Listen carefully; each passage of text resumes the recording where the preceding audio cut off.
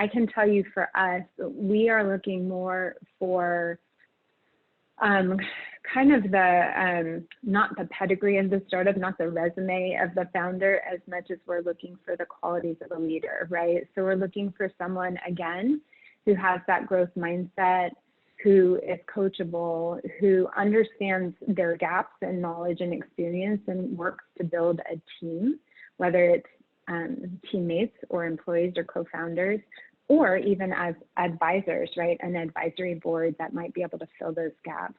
We're looking for someone who understands that, you know, it takes a village in a sense, right? And how you approach that as a leader, far more than what degree you got, and like, you know, how that connects to the work that you're doing.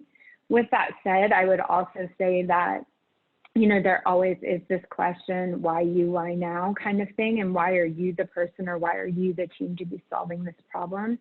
But that can be answered in a lot of different ways. You know, people have personal experiences, they have passions, they have, you know, there are dots that can be connected to answer those questions that have nothing to do with the degree that you got, or even really the business experience that you've had, right? So I think that probably what I would say in your instance is it's just about making sure that, you know, you are open to understanding where your gaps in knowledge or experience might be, and finding people who can support or complement or advise you in those areas.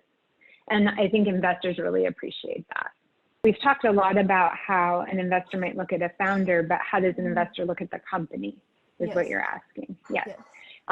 So great question. So I think for us, it starts with kind of the problem, solution, and market size. So we look at like, what problem are you, or opportunity are you addressing? And is the solution that you're presenting to that problem unique or innovative, and, you know, kind of new to the market, or better than what is already on the market, right? And then how many people really care about that? Like, so what's your market size, you know? So we kind of start to there and look at those things. And then after, if that's check, check, check, you know, and we like the founder, check, then we'll start to look at, you know, more deeply into, you know, what have you already done, right? Like where have you been and what have you accomplished? And so a lot of times that looks at sales, right?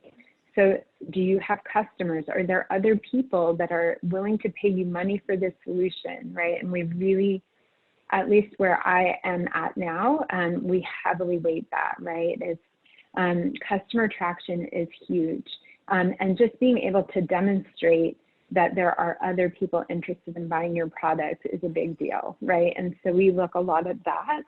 And then we look at the business model, and then we look at, you know, where you think you might go. And do you have an idea of what you think you need to do to get there, right? And that future looking changes, almost like before the ink is dry on the paper, you know, you write down, here's my plan, and then next day you might have to rewrite it. And we understand that, right?